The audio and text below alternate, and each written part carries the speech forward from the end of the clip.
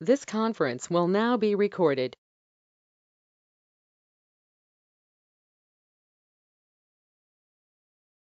जी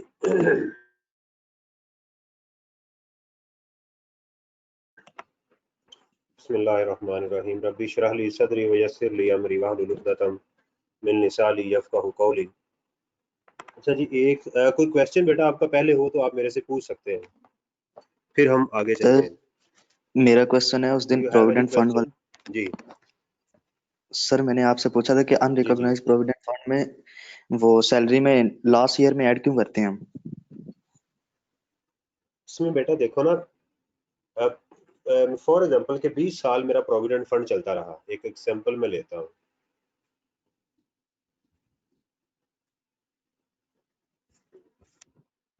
आपके दो provident fund हैं, एक है रिकॉग्नाइज्ड। अस्सलाम वालेकुम सर। जी बेटा वालेकुम सलाम। सर स्क्रीन और नहीं आ दूसरा रहा। है, स्क्रीन ही शेयर हुई आपके साथ।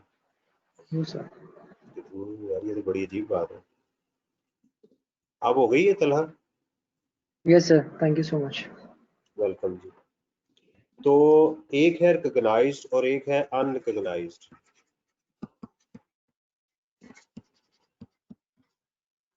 रिकॉग्नाइज्ड में आपको जब तक आप काम कर रहे होते हैं, फॉर एग्जांपल के ईयर 1, ईयर 2, ईयर 3 चलता गया और आपको ईयर 20 में जाके आपको प्रोविडेंट फंड मिला। दो चीजें हैं, एक है एम्प्लॉयर कंट्रीब्यूशन और प्लस उसमें इंटरेस्ट आपके फंड को जारी होती है। हर साल जो रिकॉग्नाइज्ड प्रोविडेंट फंड होता है उसमें एग्जेम्पशंस लगती हैं, राइट, कि उसकी जो 10% of the basic salary plus dearness allowance और ₹150,000 और इंटरेस्ट का जो है वो 16% ऑफ द एक्यूमुलेटेड बैलेंस। और ये हर साल इसको आपको एग्जेम्पशन मिल रही होती है। तो चूंकि आपकी जो अमाउंट एक दफा टैक्स लग जाए पाकिस्तान में, दोबारा उस पर टैक्स नहीं लगता, तो इस अमाउंट के हर साल टैक्स लग रहा होता है। इसलिए जब आपको फाइनल मिलती है ना ये टर्मिनेशन पे, तो ये एग्जेम्प्ट हो जाती है।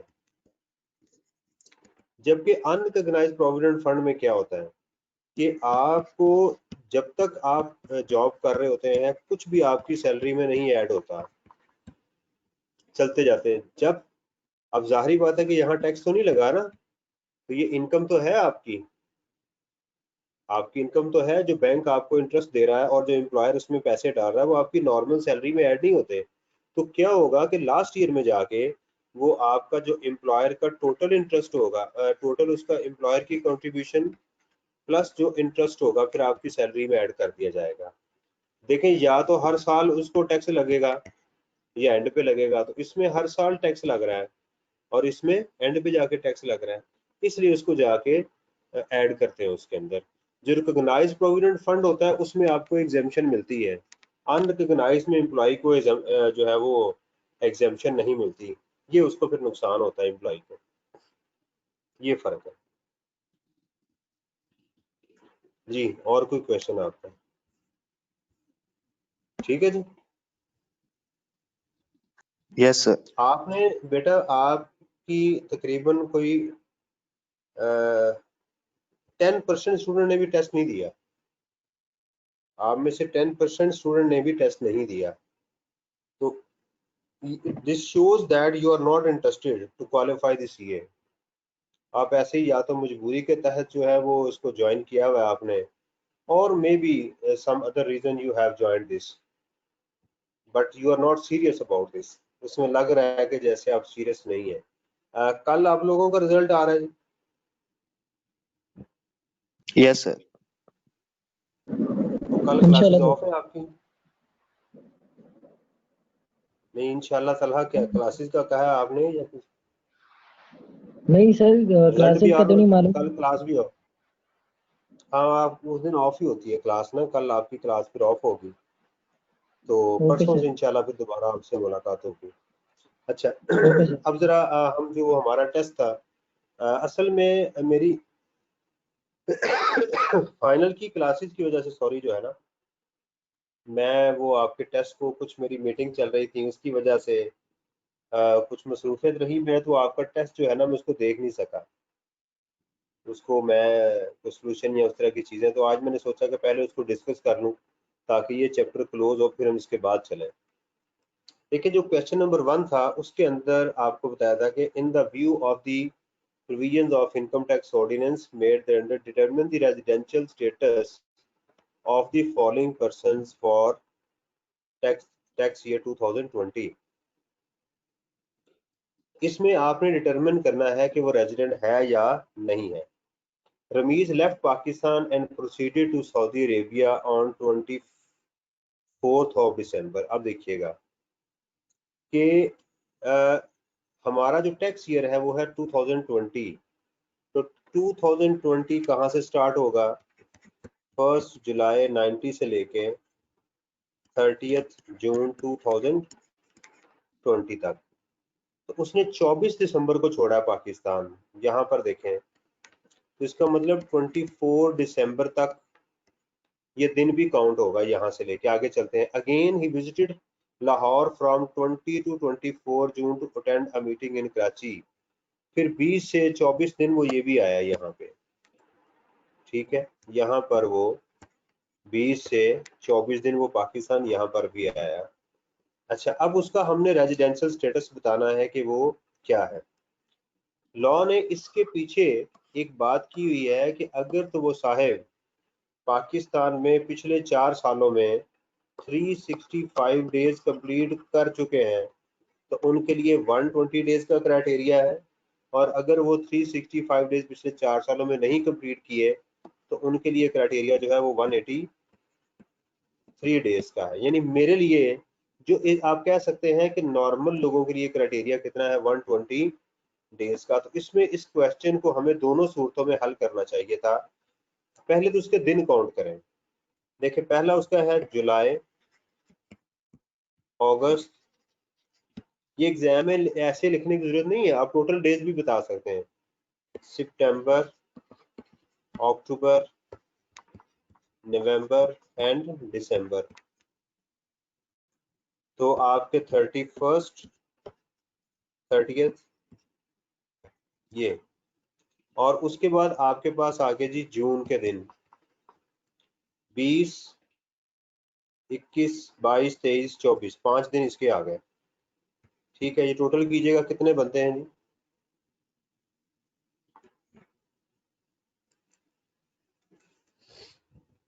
One 182 sir. 182 डेज। तो इसका आंसर हमें कैसे लिखना चाहिए? हम लिखेंगे इसका आंसर हम लिखेंगे, ये सुनिएगा, if mister Rameez has completed his 365 days in the last 4 tax years, then Mr. Ramiz is a resident person because he has completed more 120 days in Pakistan. However, if Mr. Ramiz did not complete 365 days in the last 4 tax years, then Mr. Ramiz is a non-resident person because he did not complete 183 days in tax year 2020।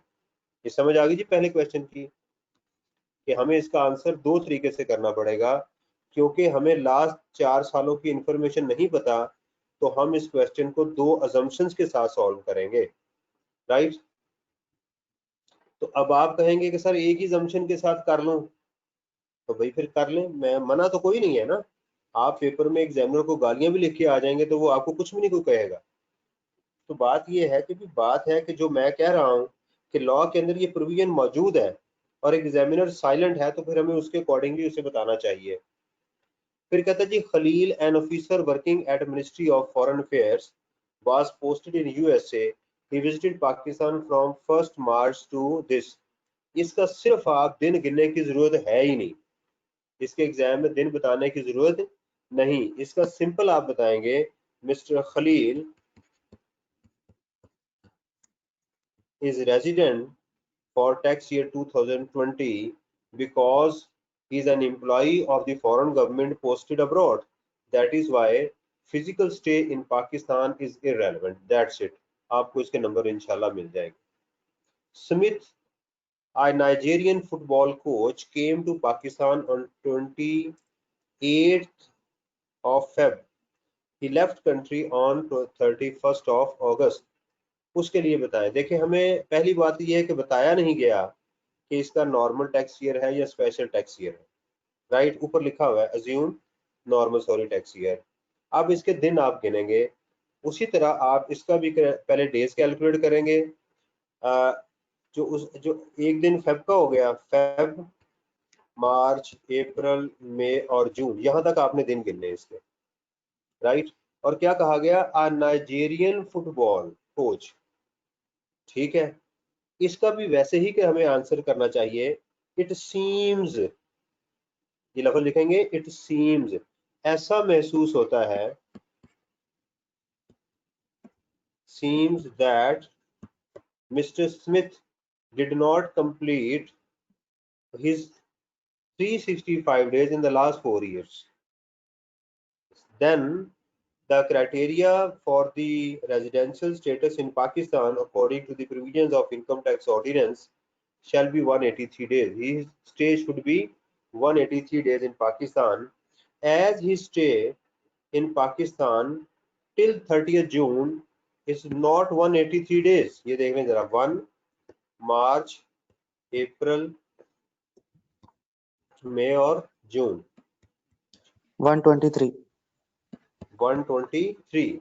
तो आप इसमें बताएंगे ऐसा महसूस होता है कि इसने पिछले 4 सालों में अपने 365 डेज कंप्लीट नहीं किए. That is why he is a non resident of Pakistan for tax year 2020. however if he has completed 365 days in the last, then he would be a resident person. तो चूंकि हमें पता नहीं तो फिर वो इस तरह से इसका भी जवाब देंगे, इंशाल्लाह पूरे नंबर मिल जाएंगे. Farouk Trading LLC was incorporated as a limited company in UAE. अच्छा, अगर कोई कंपनी पाकिस्तान में इनकॉर्पोरेट होगी तो फिर कोई क्राइटेरिया नहीं है, वो पाकिस्तान में रेजिडेंट है. लेकिन वो कहते हैं जी पाकिस्तान बनी नहीं. अब क्या है कि अब इसका देखा जाएगा कि इसके मैनेजमेंट और कंट्रोल कहाँ थी. कहते हैं the management and control of its fair are situated partially in Pakistan.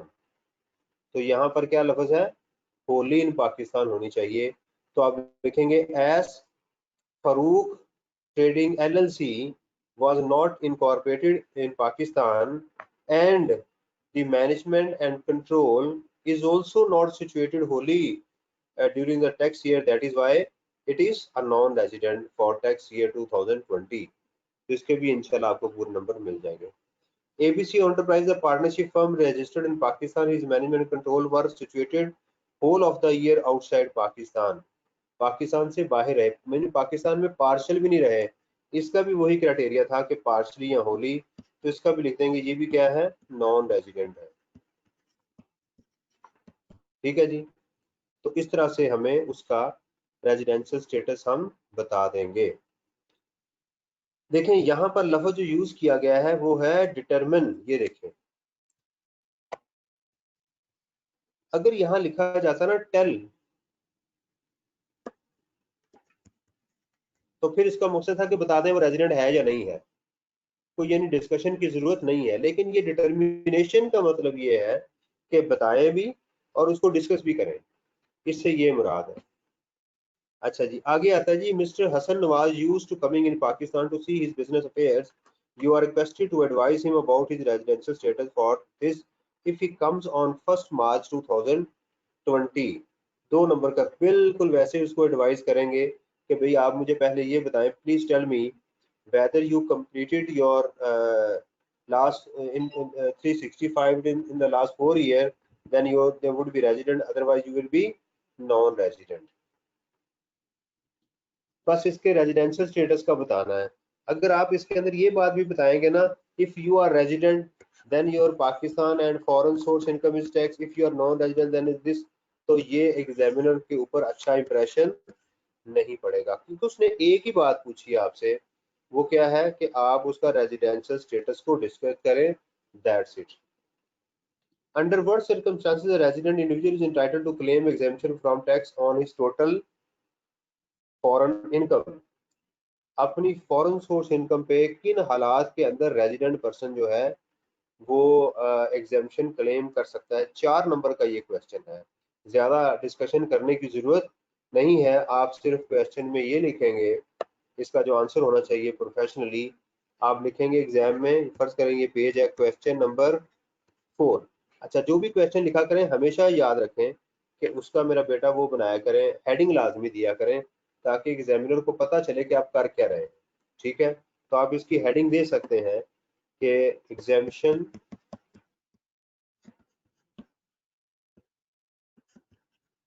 From foreign source income. आपके एग्जाम में ये लिखा होता है ना कि इसको इस ब्लैक इंक से सॉल्व करें, कि नहीं लिखता एग्जामिनर? अच्छा, लिखा होता है इसमें सर। नोट करने के, इसमें नोट करने, तो मैं जो हेडिंग देता हूँ सिर्फ आपको समझाने के लिए। देखिए इसमें ई देखें कैपिटल है, एफ कैपिटल है, एस कैपिटल, आई कैपिटल। लेकिन ये होता है ना for, from, while, to, of, तो हेडिंग्स में इसको पूरे को स्मॉल लिखना होता है और इसके नीचे लाइन लगा दिया करें। अब यहाँ से क्वेश्चन हम स्टार्ट करेंगे कि under the following circumstances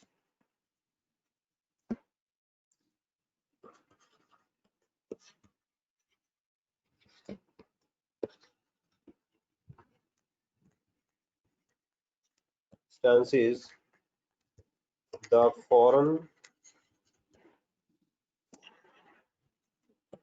source income of a resident person shall be exempt. Number 1, tax duty.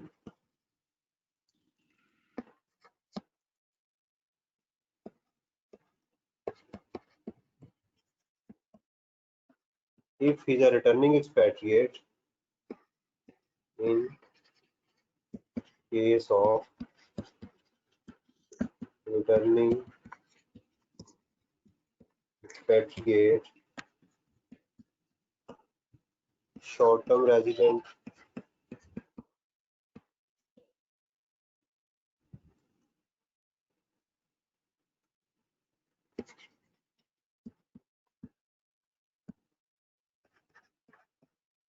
foreign source salary,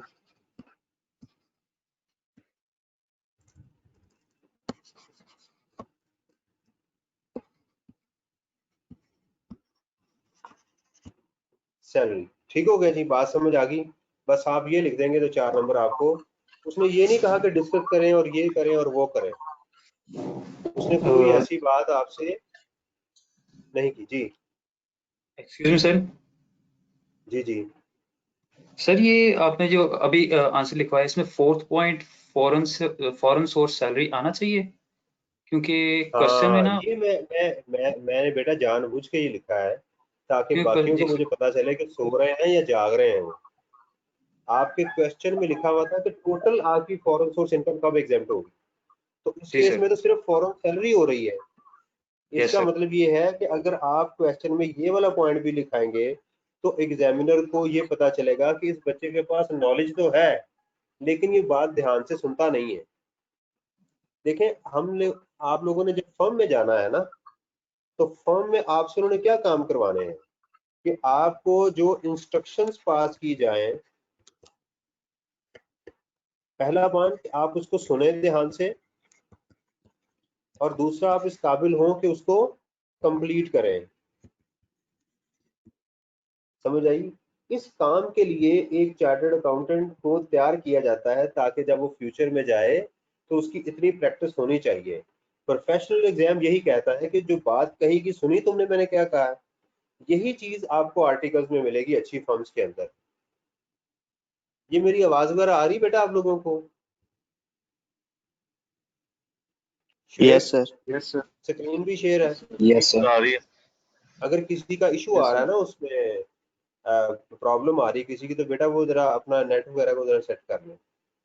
या डिस्कनेक्ट करके दोबारा कर लें।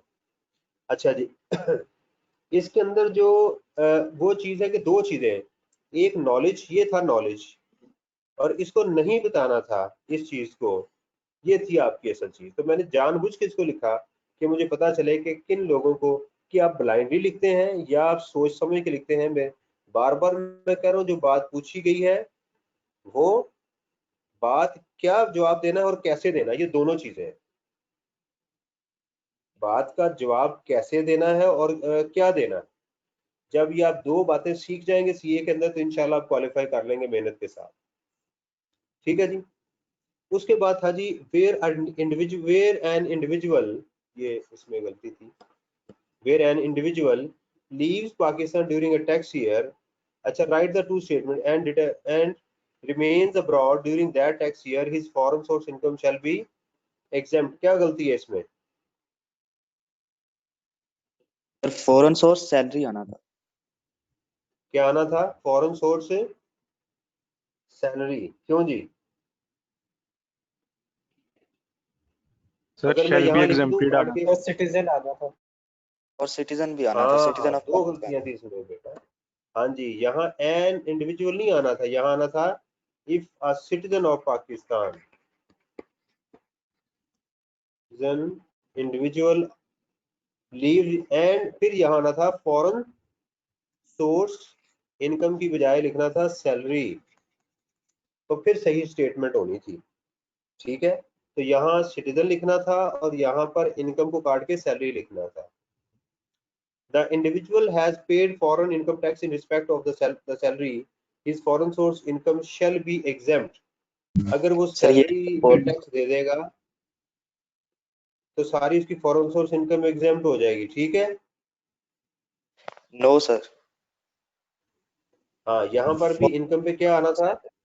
सैलरी। सिर्फ आपने सैलरी लिखना था।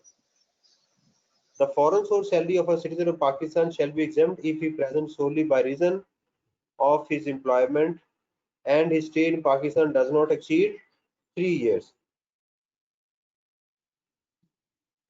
सर यहाँ आना था फॉरेन सोर्स इनकम, और सिटीजन ऑफ पाकिस्तान भी नहीं आना था। हाँ, फॉरेन सोर्स यहाँ आना था income of a returning of a short term resident, of a short term resident, ठीक है, shall be exempt if he presents in Pakistan solely by the reason of, ये आना था। ये दो लफ्जों की यहाँ गलतियां थी। Any income year ending other than 30th June is normal tax year and denoted by the calendar year relevant to the special tax year in which the closing date of the normal tax year falls। Sir यहाँ normal की जगह पहले special आना था। जी शाबाश, यहाँ करना था नॉर्मल की जगह पर स्पेशल, और स्पेशल उसके आना बाद था। Denoted by the calendar year relevant to tax year. यहाँ पर आना था which the closing date of normal tax year for denoted by the calendar year relevant to the normal tax year. ये चेंज है। हाँ जी, स्क्रीन नहीं आ रही है। स्क्रीन नहीं आ रही है आपकी। सबको नहीं आ रही? यस सर सबको नहीं आ रही। यस सर किसी को नहीं। चलो ये मैं कर लूँ जी। अब ठीक है जी। सर उसके बाद यस सर, यस सर, ठीक हो गया। ठीक है, तो इससे एक चीज तो बेटा आपको ये पता चली कि एग्जाम के अंदर क्वेश्चन आएगा तो उसका स्टाइल क्या होगा। अब दोबारा इसको, जी बेटा। सर ये क्वेश्चन नंबर जो आखिरी डी पॉइंट है इसमें closing date of special tax year falls आना। In which the closing date of special, ये नॉर्मल की ये वाले, स्पेशल होगा सर। Yes sir. जी तो ये पास पेपर के कुछ क्वेश्चन थे जो आपको टेस्ट करने के लिए दिए थे। अब इसके बाद आपका एक बड़ा मॉड्यूल जो है वो शुरू हो चुका हुआ है, वो है चैप्टर नंबर 3। और मैंने आपको कहा था कि इस चैप्टर में से बहुत कम चांसेस हैं कि आपको क्वेश्चन ना मिले, बहुत कम चांसेस हैं कि चैप्टर 3 में से आपको पेपर में कुछ ना मिले। यानी समझ लें कि चैप्टर 3 जिस बच्चे ने किया है तो उसके 90+% चांसेस हैं कि इसमें से उसको कुछ ना कुछ लाजमी मिलेगा। ये चैप्टर ऐसा जो है वो इम्पोर्टेंट चैप्टर है। क्यों जी, इट्स ओके। अब इसके Yes, अलावा sir. आपका कोई क्वेश्चन हो तो आप मेरे से पूछ सकते हैं।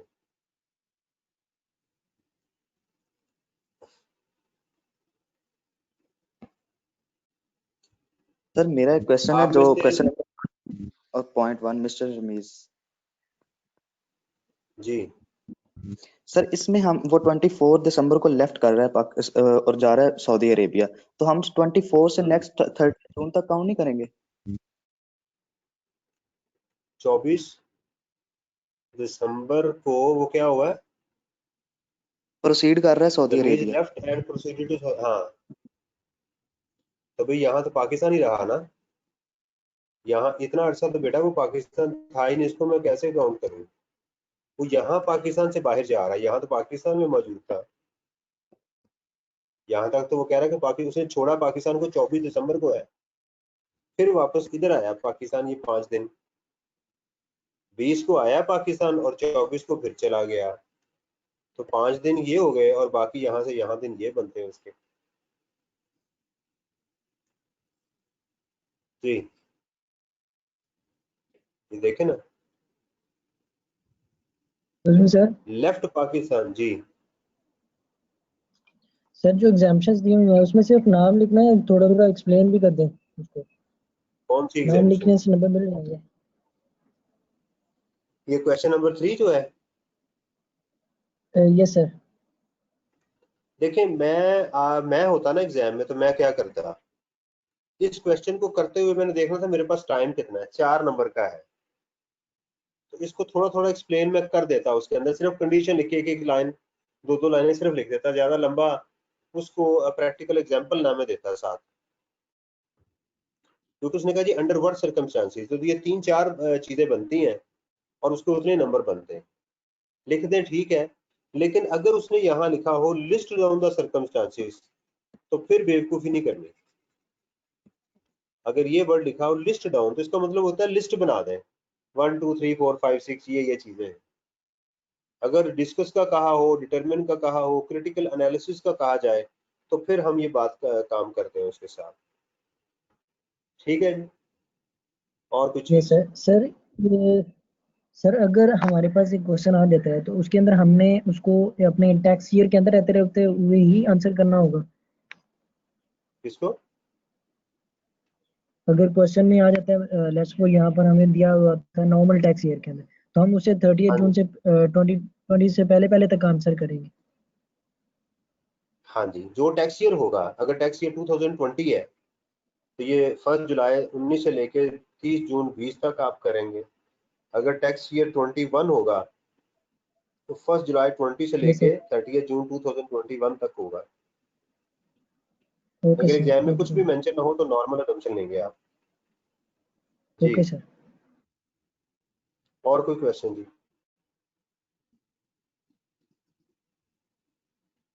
इट्स ओके जी।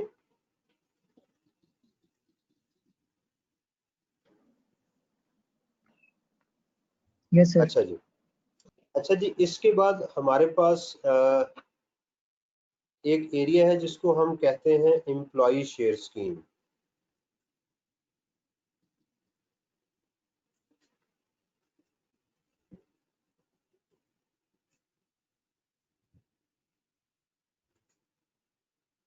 या ये टॉपिक जो है वो परसों ना शुरू कर लें, सर बाद परसों रिजल्ट स्टार्ट आ कर जाए, क्या ख्याल है? जी सर ठीक है।